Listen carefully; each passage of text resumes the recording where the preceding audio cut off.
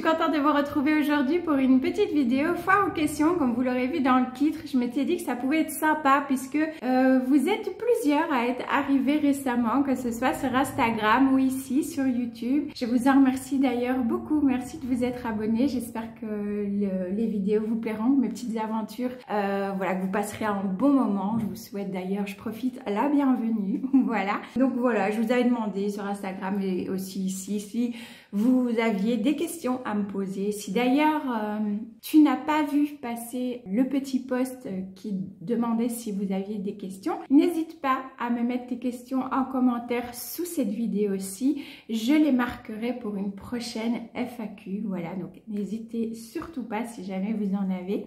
Là, vous avez été plusieurs à participer. Merci beaucoup. Il y a plusieurs questions qui se rejoignent aussi un petit peu. Donc voilà, je les citerai. Mais j'aurai une réponse qui conviendra du coup à l'une ou à l'autre puisqu'elles se rejoignent plutôt pas mal. J'ai pas mal de nouvelles questions par rapport à mes autres FAQ aussi, donc c'est cool. Je vous mettrai dans la barre de description mes précédentes FAQ si ça vous intéresse, voilà. Du coup, je vais commencer tout de suite avec la première qui me dit « Bonjour, si je plante mes noyaux d'avocat juste dans du terreau, la plante poussera-t-elle quand même ?» Alors, bah écoute, je n'ai personnellement pas fait cette expérience-là de planter directement le noyau. Je sais qu'il y en a qui le font et qui ont eu aussi des résultats. Donc, ce que je te conseillerais, c'est tout simplement, bah, n'hésite pas à tenter l'expérience. Voilà, si tu as mangé quelques avocats ici dernièrement, bah, n'hésite pas à faire plusieurs expériences. Tu peux très bien en planter un en le laissant simplement comme ça...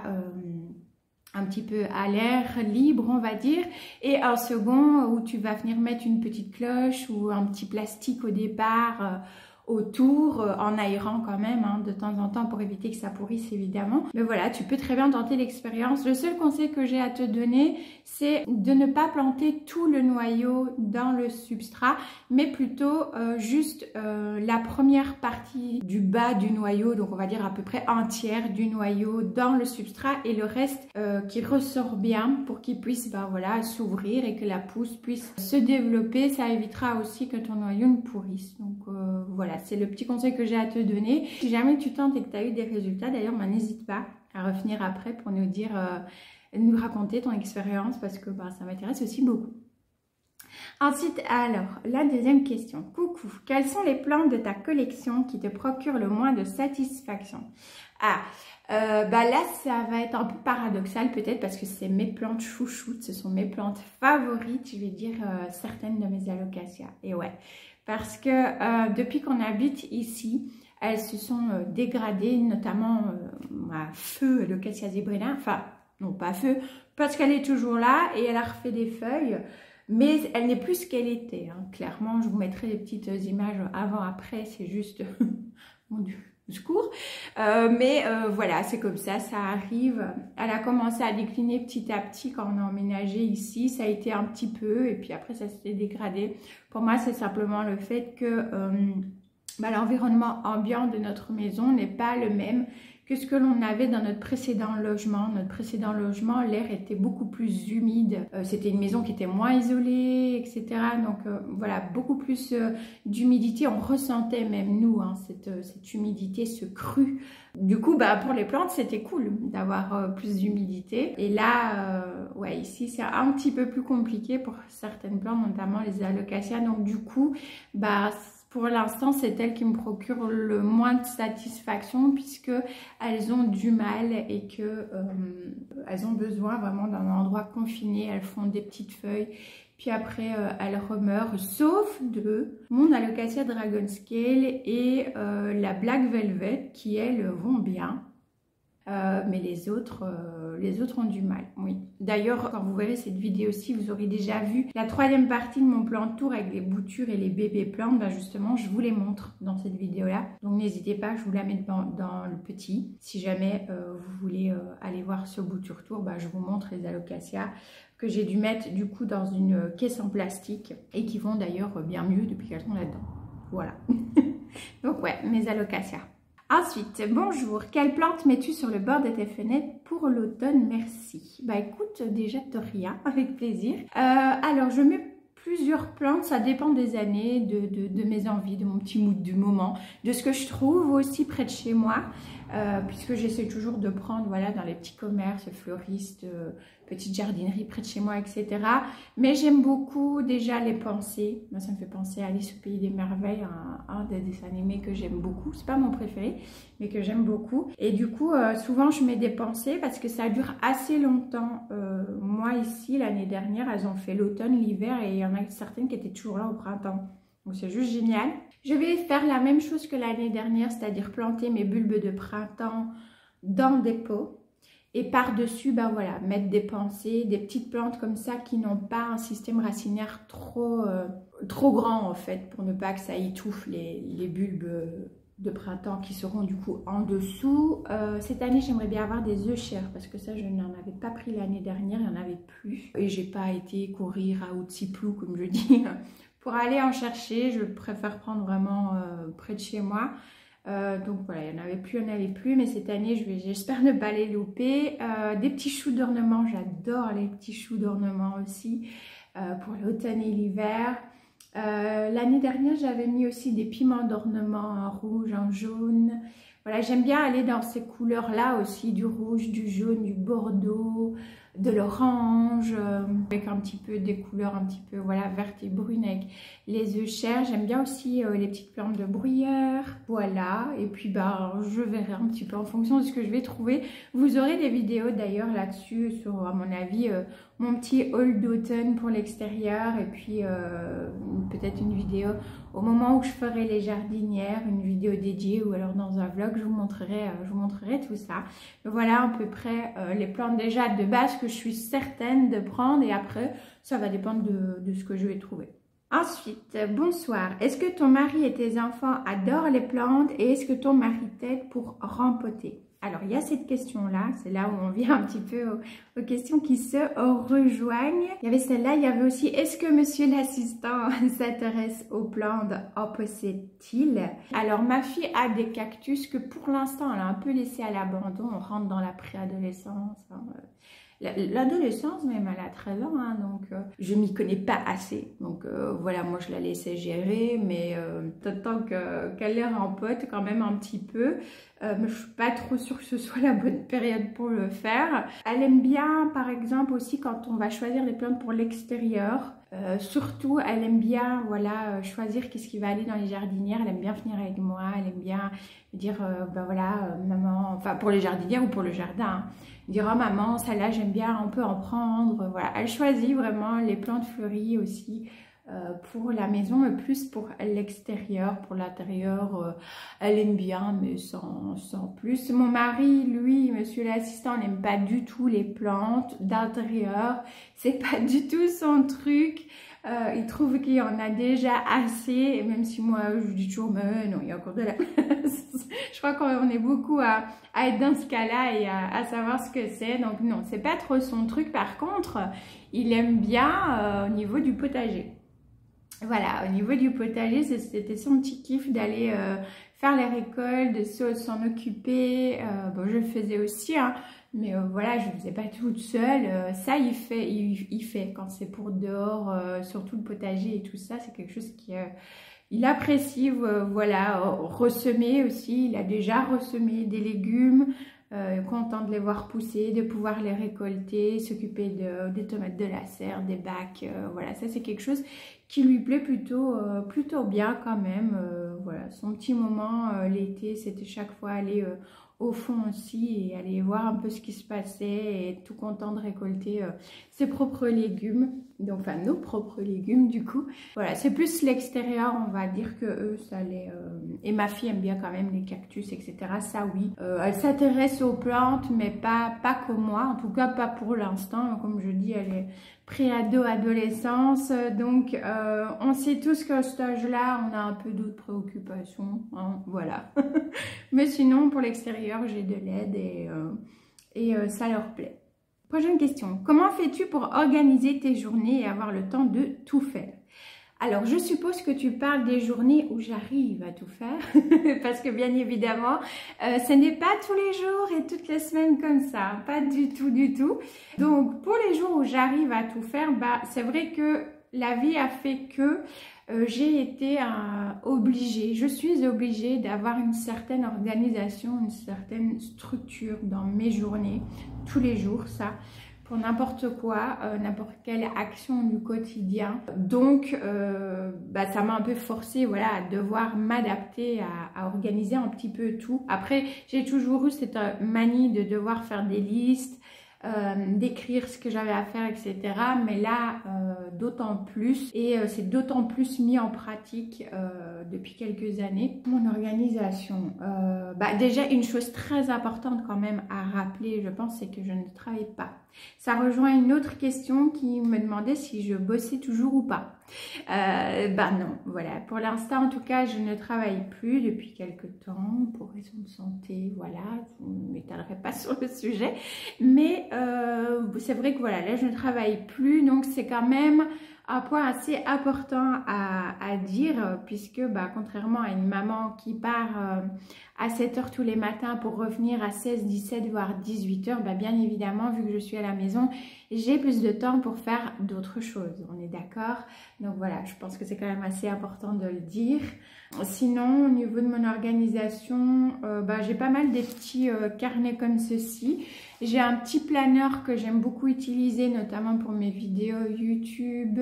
J'utilise aussi énormément Notion sur l'ordinateur et c'est synchronisé avec une application que vous pouvez mettre sur les téléphones. Donc tout ce que j'écris sur mon Notion sur l'ordinateur, ça se synchronise avec l'appli que j'ai sur le téléphone, c'est génial. Quand j'ai du temps, je prends de l'avance, notamment pour les posts carousel. J'ai pu prendre un petit peu d'avance sur quelques sujets parce que ça prend du temps, l'air de rien, puisqu'il faut que je trouve les petites images adaptées à la petite phrase, que je fasse des phrases concises, hein. Moi, pipelette, c'est pas mon fort.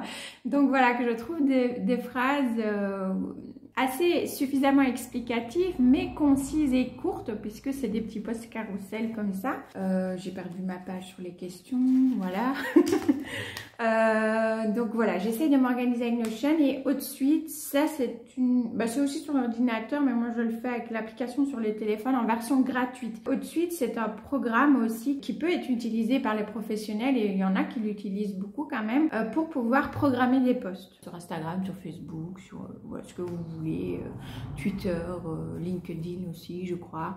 Moi j'ai la version gratuite, donc je ne peux ajouter qu'un seul compte et j'ai maximum 5 posts que je peux programmer en avance. Donc comment ça se passe? C'est-à-dire que je viens mettre mes photos, j'écris déjà mon texte avec les petits hashtags et l'application me rappelle, j'ai une notification qui me dit c'est l'heure de publier et du coup je passe par l'application, j'ai plus qu'à copier-coller ce que j'avais déjà préparé. Alors ça c'est pour les posts que j'ai réussi à faire en avance, parce qu'au niveau des plantes, voilà, des fois je fais des photos de plantes en avance parce que justement je vais profiter d'un jour où il y a une belle luminosité pour pouvoir faire les photos, mais en même temps il y a des fois où c'est là dans l'instant, je vois quelque chose et j'ai envie de le partager, du coup voilà, je vais faire la photo là. Et puis voilà quoi. Donc l'organisation, voilà, par rapport à YouTube, Instagram, j'essaye de m'aider avec quelques petits supports comme ça. Pour mon cerveau, à moi aussi, hein, de Dory, j'ai besoin de choses organisées, structurées pour ne pas m'y perdre, pour ne pas stresser aussi et ne pas avoir, parce que j'ai déjà mon cerveau qui travaille tout le temps. Tout le temps. Des fois, j'ai des idées au plein milieu de la nuit qui arrivent. Je dis, parce que insomnie, bonjour, bonsoir. C'est cool, hein, pour ça, on trouve des idées de vidéos ou de posts. Mais bon, dormir, ça fait du bien aussi. Donc voilà, c'est vrai que j'ai besoin d'avoir une organisation, un minimum d'organisation pour me sentir zen, cool, voilà. Et de faire les choses, de prendre du coup encore plus de plaisir à les faire puisque je n'ai pas de stress. Voilà. Alors je dis pas qu'il n'y a jamais de stress, hein, c'est pas vrai. Et bien sûr qu'il y a des jours où il y a des stress. Mais le fait de prendre de l'avance aussi, ça me permet par exemple s'il y a des moments moins bien, moins bons, c'est fait. Je sais que pour vous, vous n'allez pas rester une semaine, 2 semaines, 3 semaines sans avoir de contenu. Voilà, et pour la maison, au niveau nourriture, là j'ai repris un petit peu le batch cooking. C'est la 2e semaine où j'y arrive. J'ai mon livre aussi là sur le batch cooking que je vous ai présenté sur Instagram qui est chouette. Je suis obligée de m'adapter. Voilà, comme je disais précédemment, j'ai été obligée de devoir faire une certaine structuration de mes journées, de mes semaines, d'avoir une certaine organisation, et je sais que malgré mon organisation, la vie fait que voilà, je vais pas pouvoir toujours maintenir ce rythme-là. C'est comme ça, je m'y suis adaptée, je fais avec. Pour l'instant, bah, ça se passe bien et c'est tant mieux. Mais bien évidemment que non, je n'arrive pas tous les jours de toute l'année à tout faire. Je suis pas une superwoman, hein, de loin de là d'ailleurs. Donc voilà, je supposais que ta question voulait demander par rapport à comme des petites astuces d'organisation ou autre. Donc voilà, j'utilise Notion tout de suite. Voilà, j'essaie de m'organiser quand j'ai du temps, de prendre un petit peu d'avance. Donc voilà pour ma petite organisation. Ensuite, quel conseil donnerais-tu à quelqu'un qui démarre une collection de plantes? Alors, quel conseil au singulier? Donc, je suppose que c'est un seul conseil. Ensuite, ça va être très difficile parce que pour quelqu'un qui débute, je parlerais peut-être aussi de faire gaffe au niveau des arrosages, de la fréquence surtout des arrosages pour éviter de trop arroser. Mais sinon, dans une autre mesure, je dirais prendre plaisir. Vraiment, prendre plaisir, ne pas se prendre la tête, surtout pas. Sans se prendre le chou, sans se mettre de la pression, sans... Voilà. Une maison n'est pas une autre, on n'aura pas les mêmes plantes que chez le voisin, c'est un fait. Et ce n'est absolument pas grave. Ce n'est pas grave si on tue des plantes, ce n'est pas grave si on a des nuisibles, c'est tout à fait normal. Donc voilà, vraiment prendre plaisir. Je crois que c'est vraiment... Parce que du moment où on prend plaisir aussi, je pense qu'on a envie d'en savoir un petit peu plus que si on est toujours dans le stress, la contrainte, de batailler comme ça avec ces plantes et pour finir ça nous saoule, on n'a plus envie, alors que ça aurait pu être une très très belle passion et c'est vraiment dommage. Donc voilà, si vraiment j'ai un conseil avant toute chose, ne vous prenez pas la tête et surtout prenez plaisir avec vos plantes chez vous, dans votre maison, dans votre petit cocon végétal. Voilà. Ensuite, comment vois-tu l'avenir de ta chaîne? Ça, c'est une question très compliquée parce que je ne suis pas devin. Bah écoute, je sais pas. J'ai pas d'avenir précis de la chaîne, que ce soit celle-ci ou l'autre chaîne que j'ai créée récemment là à la rentrée pour les livres. Je sais absolument pas où ça va me mener, pardon. Tout ce que je sais, c'est que j'y prends beaucoup de plaisir, ça me fait du bien, c'est aussi ma petite bulle à moi. J'ai les plantes bien évidemment et la lecture, mais c'est vrai que voilà, partager comme ça avec d'autres, j'adore. Je prends vraiment plaisir à faire les vidéos, à les monter. Ça me plaît beaucoup. Je me suis découvert ça au fait que j'aimais ça, j'aimais beaucoup ça et je sais pas, voilà. Donc j'espère, je sais pas où ça me mène, mais j'espère que dans quelques années, bah, qui sait, on sera peut-être tous encore là, vous serez peut-être encore là. On prendra toujours autant de plaisir à partager, à échanger comme ça ensemble sur cette plateforme. Qui est YouTube, une plateforme super, moi c'est une de mes plateformes préférées avec Insta, donc même plus YouTube je préfère encore parce que du coup c'est plus visuel et c'est plus spontané aussi, parce que c'est vrai que sur Instagram c'est bah, évidemment on cherche à faire de jolies photos, même si on montre aussi en story quand il y a des couacs, etc. Mais c'est vrai que bah, Instagram, un fil Instagram, c'est entre guillemets visuel. Donc évidemment, on ne va pas faire une photo toute floue. On va chercher toujours à faire une photo qui soit bien nette et qui soit jolie.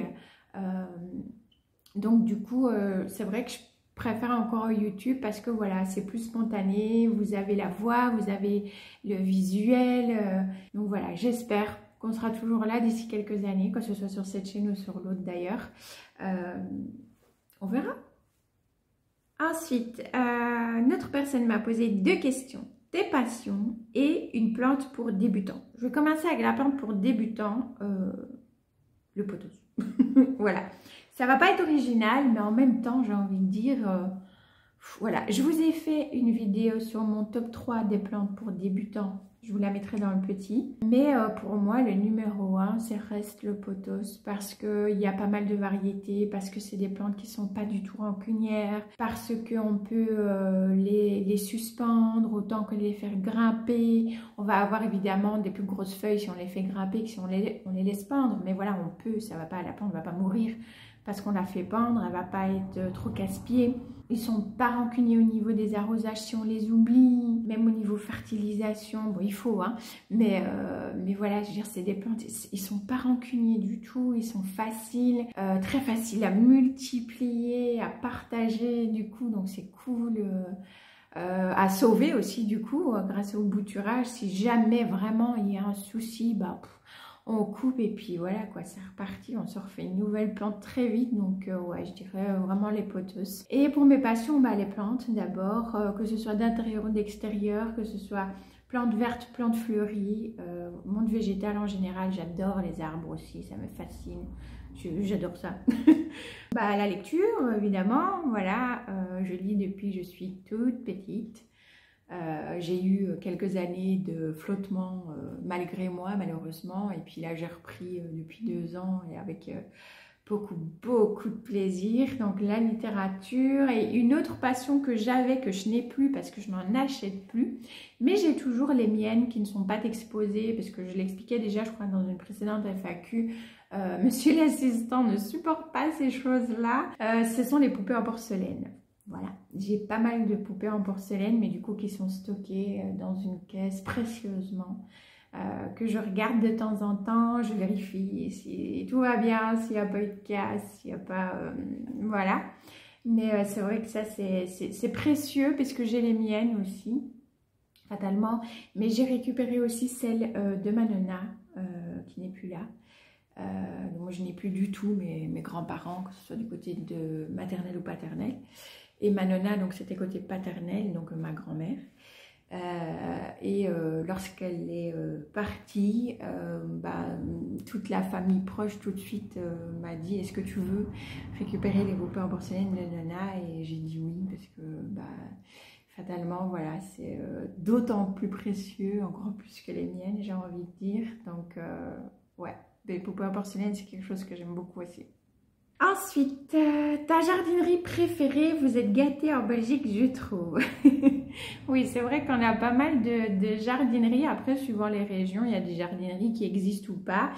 Par exemple, moi j'ai découvert grâce à Mélanie, donc Mélamélie Méloplants, qui est devenue du coup une bonne amie, Famille Florae, Floralux, que par exemple je n'ai pas par chez moi. Moi je suis plutôt en région liégeoise, pardon, et du coup on n'a pas de Famille Florae ni de Floralux. Famille Flora, que dire, le paradis, le rapport qualité-prix, n'en parlons même pas. C'est donné les plantes là-bas et elles sont en très bon état, donc c'est chouette. Mais si je dois en choisir une par ici, je dirais du coup au green, parce que si je dois choisir vraiment une jardinerie, c'est dans celle-là que je vais le plus. Pour les plantes d'intérieur. Pour les plantes d'extérieur, j'en ai par chez moi. J'en ai une qui est pas très loin de chez moi, que j'aime beaucoup aussi, que je vais chaque fois là prendre.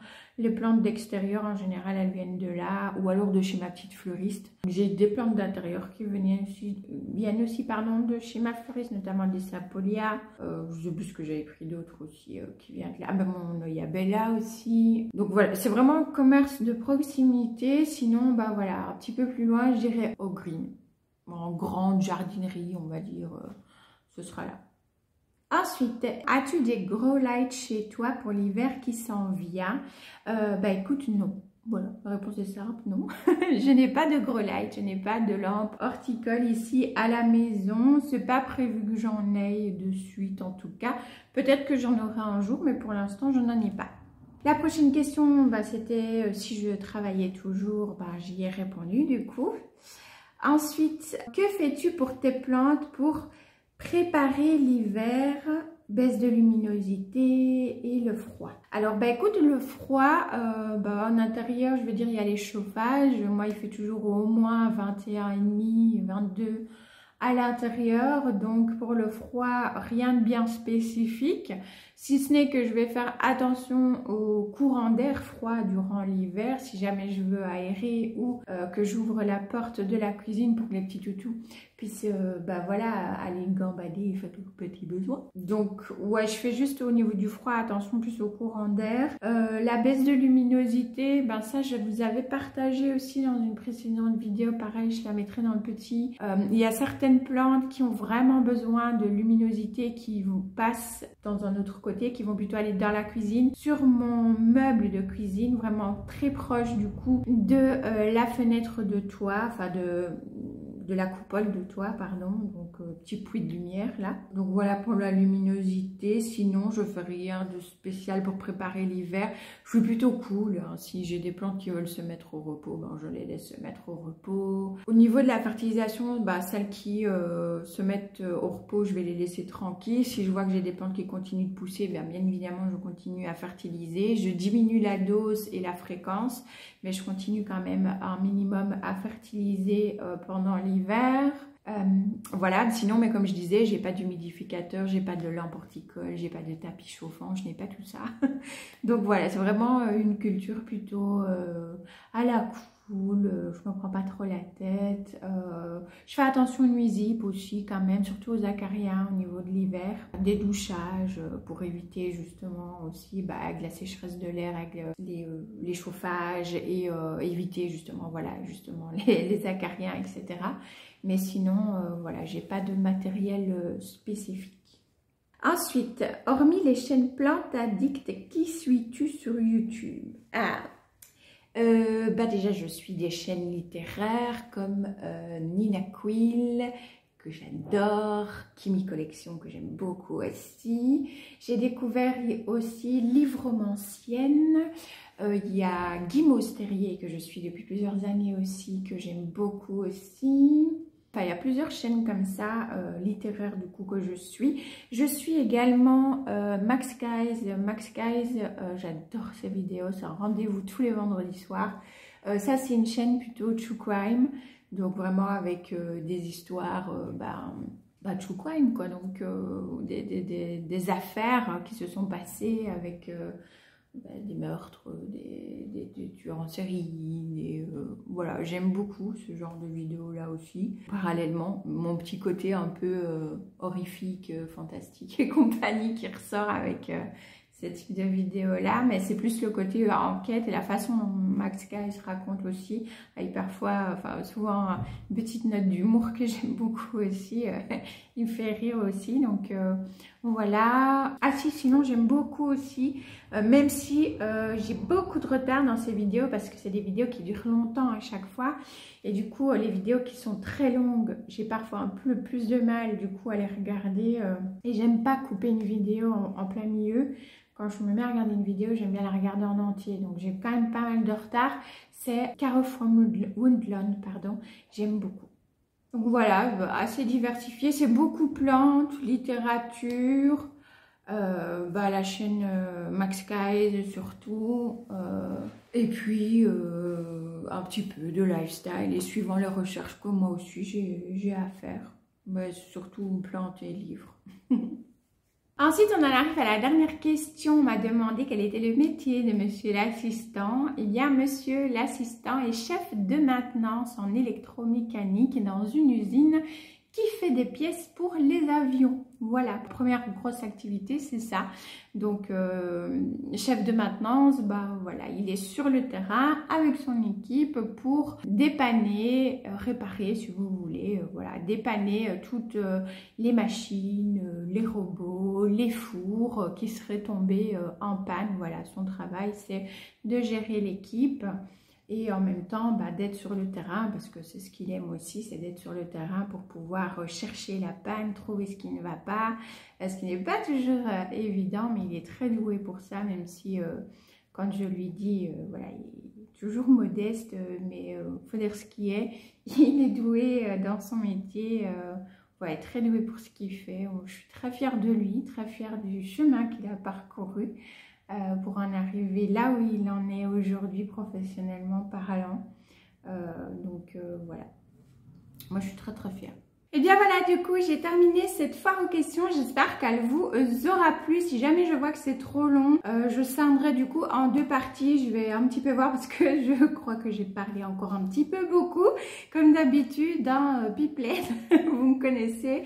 Donc voilà, si jamais je vois que c'est trop long, je ferai 2 parties. Sinon, bah voilà, je vous mettrai la totalité en une seule fois. J'espère vraiment que ça vous aura plu. Je le répète encore une fois, si jamais vous n'aviez pas vu passer la petite demande de questions et que vous avez des questions, bah, n'hésitez pas vraiment à les mettre en commentaire et je les garderai pour une prochaine fois. Voilà, je vous laisse là du coup pour aujourd'hui. Je vous fais plein de bisous green comme d'hab et on se retrouve soit dimanche, soit la semaine prochaine, suivant quand est-ce que je poste cette vidéo. Ciao, ciao!